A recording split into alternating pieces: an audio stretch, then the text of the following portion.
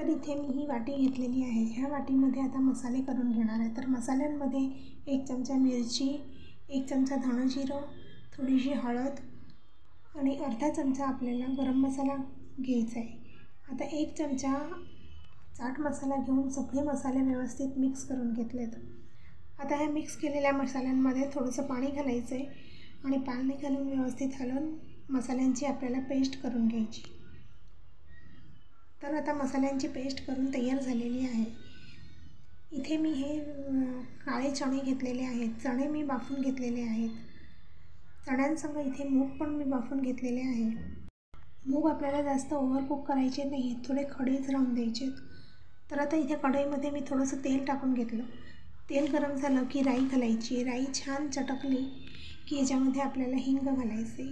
हिंग घालून झालं की जी आपण मसाल्यांची पेस्ट केली आहे ती ह्या तेलामध्ये घालायची आणि तिला परतून घ्यायची। परतताना याच्यामध्ये आपल्याला एक हिरवी मिरची बारीक चिरलेली घालायची आहे।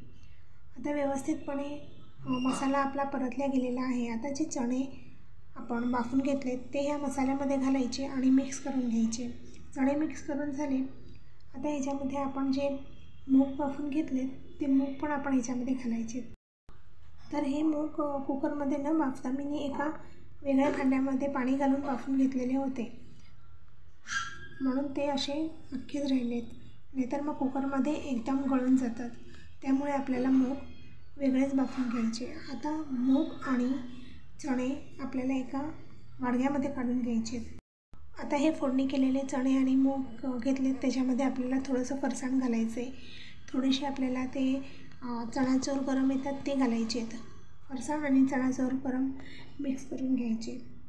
तर चण्याबरोबर हे सगळं व्यवस्थित मिक्स करून घेतल्यानंतर ह्याच्यामध्ये आपल्याला हिरवी चटणी घालायची 1 चमचाभर आणि आमलीची जी चटणी असते ती आपल्याला 3 ते 4 चमचे घालायची आहे। त्याच्याने खूप छान टेस्ट येतो।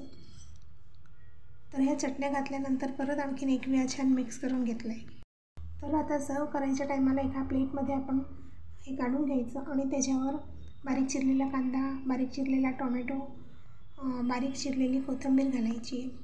कांदा टमाटा घातल्यानंतर हिरवी चटणी आणि आमलीची चटणी तुम्हाला घालायची असेल तर तुम्ही घालू शकता।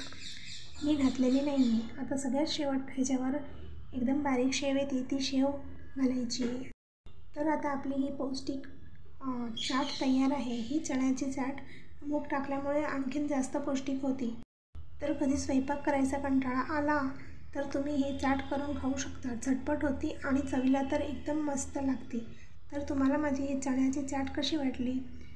रेसिपी आवडली असेल तर व्हिडिओला लाईक करा, शेअर करा आणि चॅनलवर नवीन असाल तर चॅनलला सबस्क्राईब करायला विसरू नका। व्हिडिओ शेवटपर्यंत बघण्यासाठी थँक्यू।